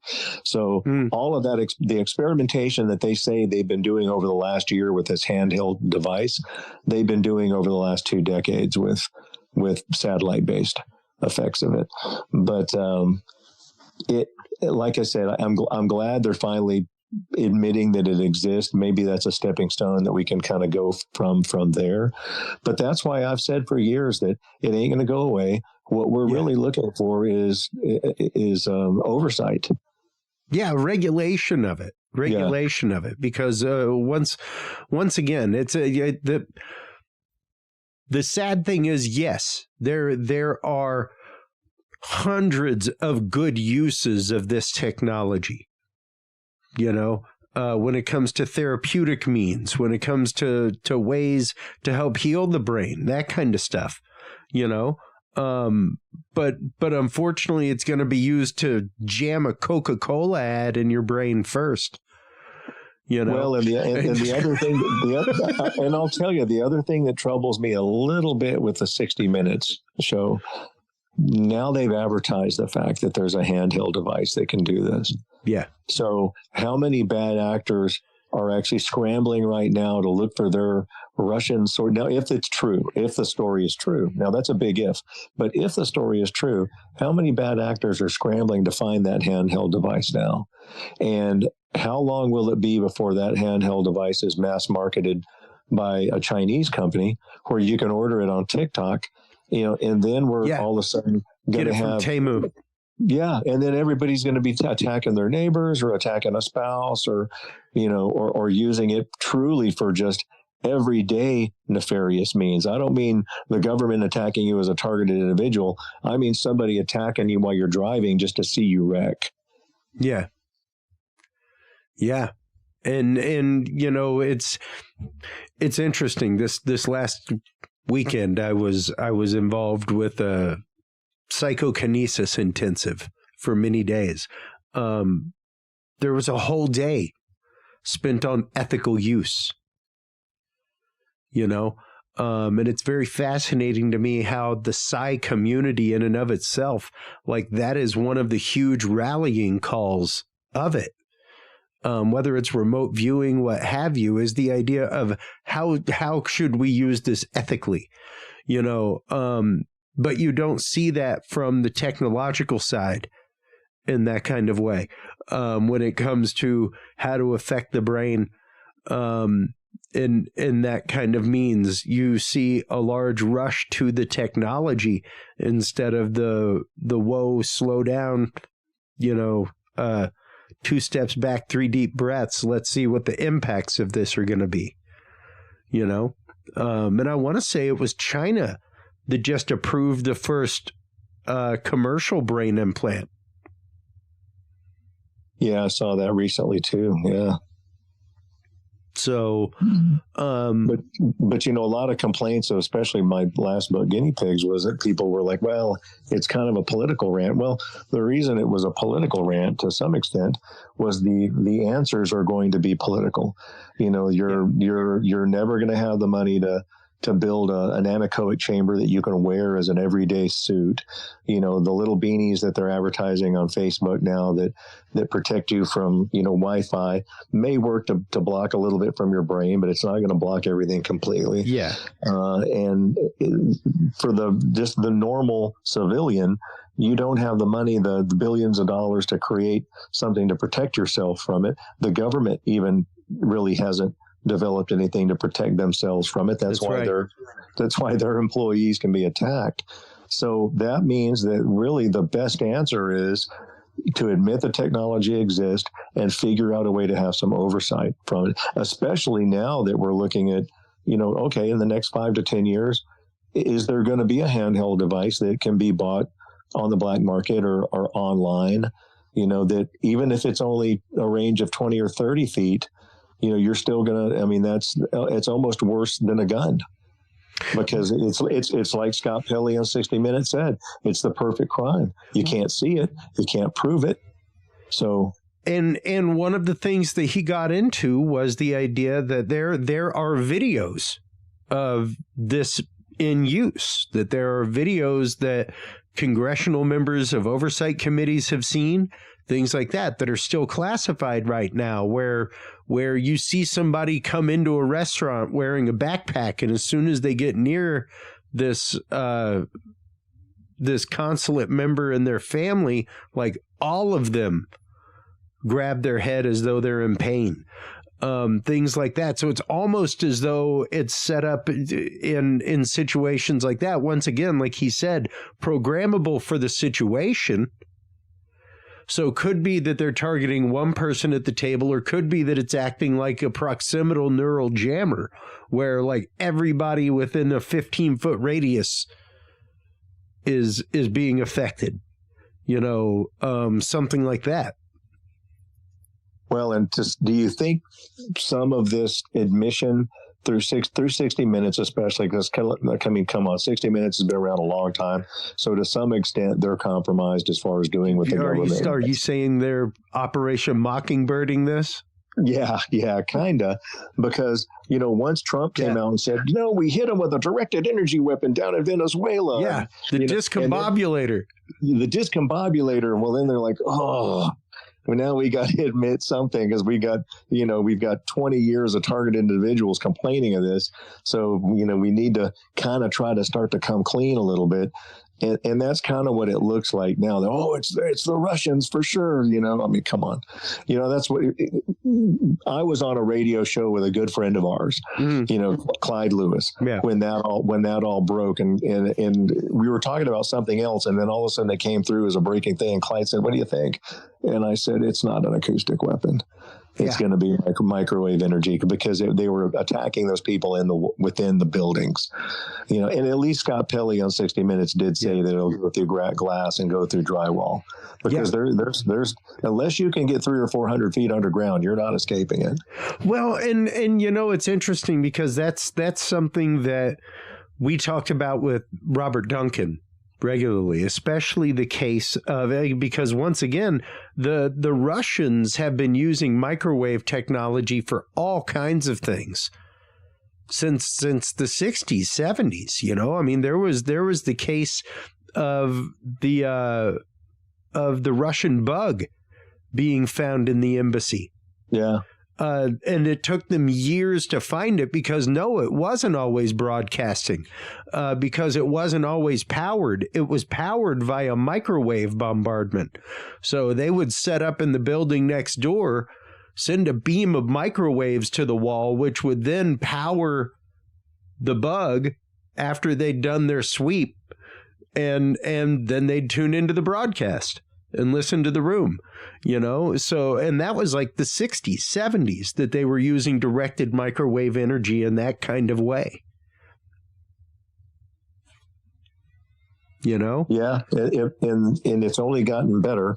And that's part of the reason the name of the second book was Guinea Pigs, because it was, as a physician, it dawned on me very quickly when I started talking to all the other people from around the globe that were voicing these complaints, that we were kind of in an experimental phase with it. Now, I think the experimental phase is over. Now, I think the rules of engagement with a lot of these, probably realistically, most of these target individuals are being attacked by research groups, private investigative groups. I don't necessarily think it's always direct government agents targeting them. In our case here in San Antonio, it was a PI group that was owned and operated by a former FBI agent. And his son, who was retired, Department of Defense, was a retired lieutenant colonel. And that was without a doubt. I mean, we got their plate numbers. We did counter surveillance on them. There was no doubt who was doing it. And then, like you said, most recently, just last Halloween, was at a party. There was a guy there. He said, "Hey, you're the Dr. John Hall that wrote the books on directed energy." And I said, "Well, yeah." And he goes, "Yeah." And he goes, "Man, I worked for a company." Actually, it was one of the owners that was there and said, "Yeah, I mean, it's this company that has it now, that, the CIA leases it from us. And we're actually thinking about pulling it away from them because they owe us about $12 billion in leasing fees just for using it." And that's who said, we can see you from a mile away. We can, read the label on your jeans from a mile away. We can zap you. We can give you headaches. We can make you vomit. We can make you hurt. And if we want to, we can make you vaporize. And, yeah. So, and that was, the first case that they gave. They talk about how the wife of the guy actively had bones in her shoulder that were being vaporized. Yeah. By exposure to it, and that's fascinating to think about. There was another person who was going to have surgery on the bones in their ear for the same thing. And I'll tell you what, I'm glad to see that. I mean, the kind of the face of all this right now is Mark Polymeropoulos. Yeah. He was a CIA Open agent. invite, Mark. Yeah. Oh, yeah. Please. If you don't reach out to me, reach out to Chris. Come on Curious Realm, because I'm glad that you're finally coming around to see that, it was, you may not think it was your agency attacking you. It probably was in my mind. But at least you're seeing it's their negligence for not helping you once it happened. Yeah. Especially the folks at the American embassy in Cuba, Russia knows exactly what's going on in that embassy. It was bugged while it was being built. So, there was no reason for the Russians to attack anybody. I think there were political advantages to making it look that way. Oh, absolutely. Absolutely. And let's hear from the other CIA officer that was involved in this report, because he had some great testimony about it. In 2021, he volunteered to work on the CIA's investigation because of the suffering he'd seen among CIA officers and their families overseas. These were my colleagues. These were my friends. These were people I had worked with. And I saw lives that were destroyed. Careers were ruined. People's kids were affected. They have lifelong developmental issues. People now are even still having cognitive issues and having all types of secondary effects years and years later. It became an emotional topic for me because I saw this happening, and I volunteered to work in the AHI unit, and I wanted to make a difference. He joined the so-called AHI investigation at CIA headquarters. AHI because the government calls the cases not attacks, but anomalous health incidents. He expected to dig into whether a foreign adversary, a so-called state actor, was behind this, but it didn't go that way. So one of the very first things that I heard when I arrived at the AHI unit was, our job is to bring down the temperature on AHI at headquarters. And that was a surprise to me. So bringing down the temperature is not, hey, let's go after the issue and find out what's going on. It became very much a emotional and almost kind of like a propaganda type thing. And by bring down the temperature, they meant what? it basically was saying, hey, we're going to work towards this being an atmospheric and environmental issue versus it being a state actor. And so they did not want people talking about it being a state actor. Because, he says, fear of the mysterious AHIs was creating havoc. That fear and paranoia you describe, how did that affect CIA officers and their families? Yeah, so personally, my own family left early from my tour by multiple months because we were worried that, my family would be affected by AHI, whether we were at home while we were serving overseas or in the field just walking around. I saw multiple other officers short their tours, their families leave early, pick different locations where AHIs were not happening. And this was U.S. government-wide. This was not just relegated to CIA. What would you say was the attitude of your bosses toward the victims who had reported in? This was one of the more disgusting things that I came across, to be honest, working in the AHI unit. I'll never forget, in one instance, a senior member of the AHI unit came into my office. And that officer came in and said, yeah, we're going to have a happy hour. We're all going to have simulated AHIs and drink together. And she basically emulated that she was having a stroke and making fun of the victims. And to me, that was deplorable. It was disgusting. There was no sense of we're going to get to the bottom of this. No, the bottom of it was we're going to prove that this is psychosomatic, atmospheric, and environmental. All of this, he says, led him to resign. I left because I saw the personal impact of this issue. And for me, it became a moral issue because they kept saying our people are our highest priority. But when it came down to it, that wasn't the case from what I saw. And that's exactly what we're talking about with Mark Polymeropoulos, with people like him, people from within the agency who end up becoming a victim of it. And he was no victim of it. He got involved because he saw what was happening to the victims and wanted to help them. And then got exposed to the seedy underbelly of how they treated this topic. Well, let me ask you this, Chris.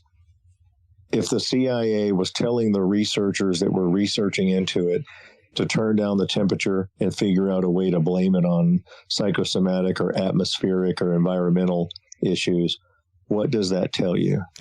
That they are likely involved? That they're the ones doing it. Yeah. Yeah. So that even more credence to my original theory. I think when this first broke, before we even knew a name of any of the victims, and they held those close to the vest for a long time. Yes, they did. All of those people had gag orders on them. Yep. And I told you, I guess that's probably multiple threats to families and things like that. And I told you, I said, this isn't a foreign actor. This is the CIA attacking its own people. And sure enough, that alone proves it to me. So, I mean, they said everything, but it's us. Don't blame it on anything else before people know it's us. That's exactly what they told that researcher. So, yeah. And once again, they go into the fact that these weapons, this weapon specifically that was garnered by DHS, was tested in military labs and showed in rats and sheep the exact same qualities of injury in the brain. And when I think it was very interesting, the fact that the doctor mentioned earlier, the fact of driving, once again, that these weapons drive people because it's as though it's coming from inside their own head. Mm-hmm. It's familiar to them. And driving through not only driving through entrainment, but driving through pain. You know, like we were talking before we went on air that, torture is a good way to drive people and control people as well. And I've seen it. I mean, with some of these victims that have TIs that have gone on shooting rampages that we call controlled assassins, a lot of them were doing it because they thought they were going to escape the pain that they were going through. As a matter of fact, there was one particular that was told, you do this for us, go on this shooting rampage, kill a bunch of people, we'll stop attacking you. The pain will stop. So, well, and we've got about 15 minutes left. I'd say let's switch the gears to that, to the idea of if this is happening to somebody, how can they recognize that? I mean, of course, you're gonna recognize the pain. You're gonna recognize the extreme discomfort that comes with being targeted by this weapon or this kind of weaponry. It's. I think it goes without saying that you would feel that, especially from the accounts given. But how does somebody begin to realize that they may be a target of weaponry aside from that? Well, the earliest symptom, and I don't know if anybody of every one of those diplomatic victims have voiced it. That the initial thing that most victims notice, other than the stalking, now it does typically start with boots on the ground, somebody following you around stalking, and that's obviously to garner some type of biometrics or identification. Some of it is to put you in a victim mind state, so you think you're being stalked by the police, but they're garnering some type of information from that that allows you to be targeted the rest of the way electronically. After that, the most common symptom that we hear about is tinnitus, ringing in the ears. And ringing in the ears in the targeted community is about 300% above what you find, according to medical studies, just in normal population tinnitus. And the ringing in the ears seems to be the overstimulation, the vestibular in cochlear area, the inner ear, being bombarded with magnetic waves or electromagnetic waves. And it's the same thing that you see if you put somebody in an MRI. During that MRI, the brain is actually stimulated by magnetic waves, and you'll get magnetophosphanes. If you close your eyes, you can see it looks like a fireworks show going off with your eyes closed. Your lids aren't open. You're actually seeing it electronically, seeing it, in your neurologic system. And you will get that with targeting as well. A lot of the victims will complain, I'm being kept awake at night because even with my eyes closed, I'm seeing a lightning show or a fireworks show going off in my eyes. And those are called magnetophosphanes. Those are a couple of things there. Now on the, psychological part of it, most of the victims I've dealt with they're not people that were diagnosed as schizophrenic or psychotic in their 20s and 30s like you would expect. They're all of a sudden were normal functioning human beings that notice the stalking and notice the attacks in their 40s or later. So, they're really out of the age range to have been pre-diagnosed as a schizophrenic or or psychosis for that matter. And the one thing I will say, if you are hearing voices or you're even having feelings of doing stuff that is not typically you. One of the guys that went and, shot up a university, Myron May, he was a district attorney in New Mexico or something, as I recall. And it was an educated individual. Yep. And had figured out exactly what the technology was that was attacking him. He left a manifesto. And he was one of the ones that basically was kind of given the belief that if he carried out their wishes, that the attacks would end. And he found out, unfortunately, that wasn't the case. So, but if you feel like you're being convinced to do something that's just not in your ethical nature, then that you're being controlled, and you have to fight that. Yeah. Yeah. And it's interesting because I have truly come to believe that a lot of that stalking that you're talking about, Doctor, is likely interception of communication to probably feed AI in the means by which to, yes, use your own voice or use the voice of your mother or, the voice of your psychiatrist or whomever you would listen to.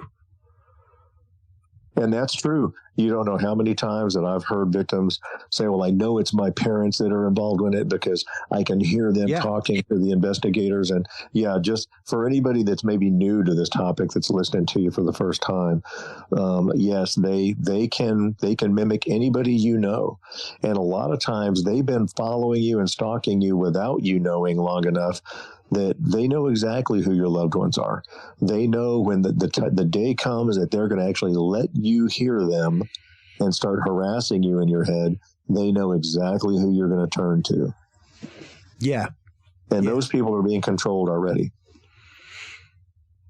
And you know, with that kind of stuff in mind, it's once again the idea that you need to know yourself. You need to know who you are, what you're about, what you stand for, what you believe.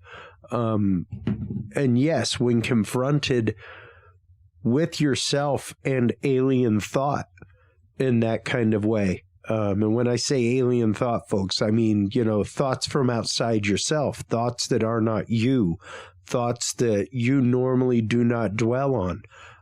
Take that into consideration. Know that there is something different going on there.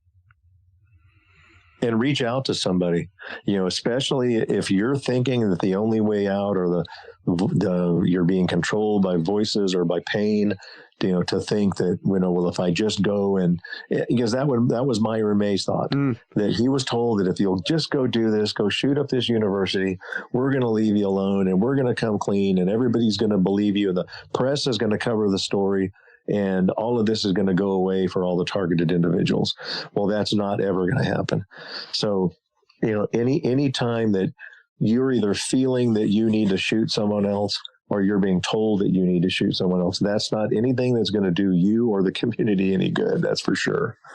Now, and reach out to somebody that, I mean, even at the risk of, you know, being parked in front of a psychiatrist, it's better than what's going to happen if you do that. Yeah. Yeah. Now, if a family member out there is listening right now and they have someone who they think may be targeted, or they have somebody who's come to them and said, I think I may be targeted, what would you say to them? What advice would you give to them regarding that person and regarding the situation, Doctor? Well, I will say that, I've been at this fight a long time. And as we went through the timeline, this has actually been going on a lot longer than Scott Pelley thinks on the 60 Minutes show. Yeah. But, there's enough proof out there now where it's meant to mimic schizophrenia and it's meant to mimic psychosis. And it's done that intentionally. You know, so that way, you know, usually when you start voicing these complaints, everybody goes, oh, okay, you know, you're hearing voices.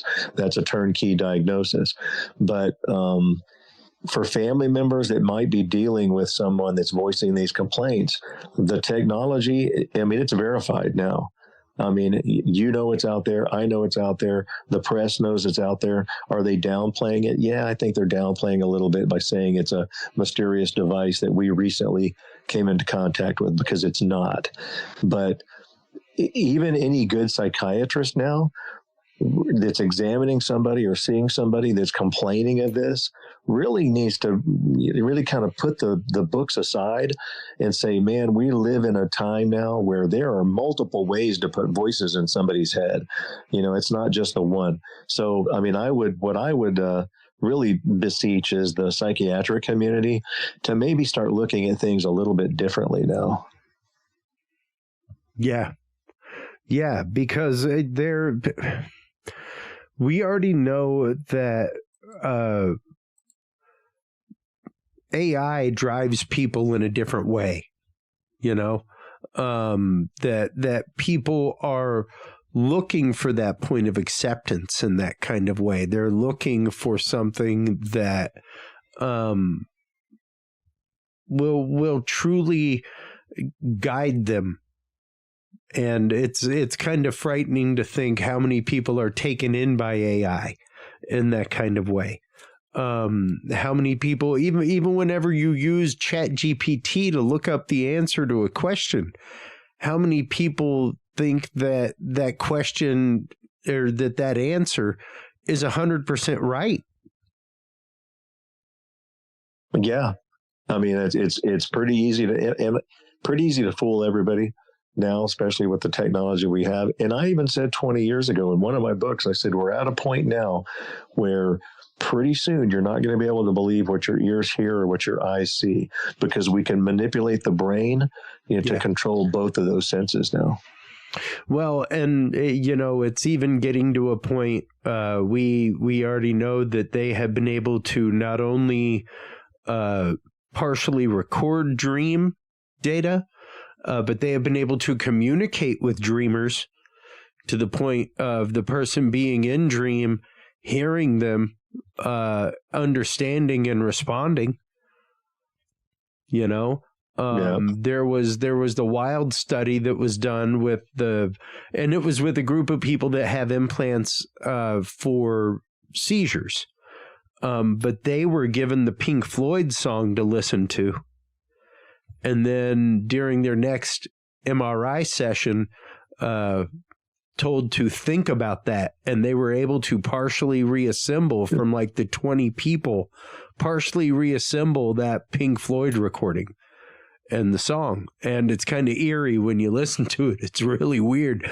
But if you know the song Comfortably Numb, like, it's in there, and it's pretty undeniable that that's what it is. But well, and if you remember, it's been 15 years ago now, at least, but there was a group in San Francisco that did the same thing, where they were able to re-record the brain signals of somebody that watched an airplane land on video. Yeah. And they said, remember the video. And it was eerily accurate. I mean, when they just converted it from electronic brain signals back to a video signal, it was a plane landing. You could clear as day see it.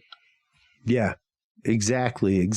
So, all these things are out there in some capacity, and when you start talking about the technology that we've been talking about during this show, that they were talking about during the 60 Minutes episode, the fact that, no, it is not the size of a trailer. It's not the size of a bus.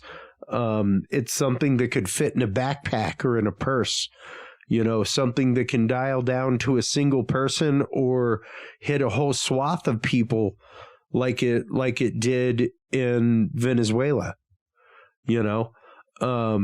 and it's interesting to, see the government finally say that there is something there, that there's something to it. And I'm hoping that we get to a point of, well, I think we've already hit the point of vindication. I think it's already been proven hands down that these things exist, and that many of the symptoms that targeted individuals have complained about for 20 plus years have been confirmed through Havana Syndrome.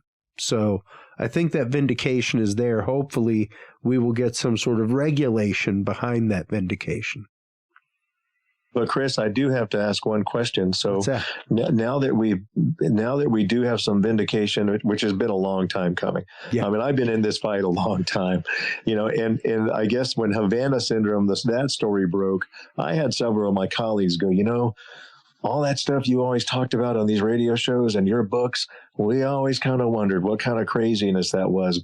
But man, you were ahead of your time. I'm like, yeah, okay. Yeah. So even other doctors doubted me. So you can imagine if you don't have some initials behind your name and you're voicing these complaints. Like I used to tell the targeted individuals, I said, the only person they think that's crazier than you is the doctor that believes you is me. Yeah. The guy who the syndrome's named after. Yeah. Well, that's what I got to ask. So now that we have proof of this, does the John Hall haunted person syndrome, does that still stand? Yeah. The Hall effect. Yeah. Right? And I know most of your listeners probably have heard that before, but for those that haven't heard that, the New York Times basically tried to paint me in an article 10 years ago as the Pied Piper of the crazy for believing that directed energy weapons exist, believing they exist. Yeah. Well, now we know they exist, but then there was another group that the CIA probably funded that said that basically that my books had created basically a cottage, a boutique disease called John Hall haunted person effect. Yeah. where they were basically being haunted by their own delusions. And you can find that, folks, in the scientific studies and documents area of the Knowledge Vault. If you go to curiousrealm.com/knowledge/studies, it is right there above the work of our good friend Dr. Duncan. So, but there it is, the actual case study. The haunted people syndrome is what they call it. So yeah, I would say that there's even vindication toward that, good doctor, for the fact of, yeah, it is once again not a case of mass hysteria. Yeah. So thank you as always for your time. I hope that the lady's feeling better, all that kind of good stuff. So before we let you go, let everybody know where they can go to get not only their copy of Guinea Pigs, there it is, Guinea Pigs, as well as a New Breed, Satellite Terrorism in America. Amazon, Barnes and Nobles, when you can still find it. And of course, I do have a Guinea Pigs Technologies of Control Facebook page that's out. So, people can always now, just so you know, if you message me there or on Facebook, I get 1 million messages a day. So, I mean, It'll take a minute. Yeah, don't get offended if you don't get replied to back immediately. But yeah, that is a good way to get a hold of me. And if you're out there and you've got a family member that's voicing these complaints, take them seriously. There's a good chance they're being messed with or experimented on. So, absolutely. Doctor, thank you so much for your time tonight. Please do hold the line real quick while we close things out. While you are online getting your copies of A New Breed, Satellite Terrorism in America, as well as Guinea Pigs, Technologies of Control, you can find both of those over at curiousrealm.com/store, folks. You can also go to curiousrealm.com/videos. That's where you can find not only our videos, but also all of the video channels of our guests, including our special YouTube playlist full of UFO, UAP, and declassified government panels and more. And that is where you can find that entire 60 minutes episode segment that we've been playing out tonight. Thank you so much, everybody, for your time. Thank you so much for your open hearts, your open minds. That is what makes the conversation. And without the conversation, humanity does not march forward. So remember, take care of yourselves, take care of each other, and stay curious. We'll talk to you soon. Bye-bye. Thank you for tuning into this episode of The Curious Realm. Stay tuned for more guests, forbidden topics, and hidden truths. Follow us on social media by searching Curious Realm. To download the official Curious Realm app and view the Knowledge Vault, or become a sponsor of Curious Realm, visit our website at curiousrealm.com. Curious Realm is available on your favorite podcast and video services, curiousrealm.com, as well as KGRA Radio, APR TV, and the official Curious Realm app for Roku devices. Curious Realm is a proud member of the Ground Zero Media family of podcasts. For more shows and members-only content, visit groundzeroplus.com today. Thanks for listening. Stay curious, and remember, the other side is always watching.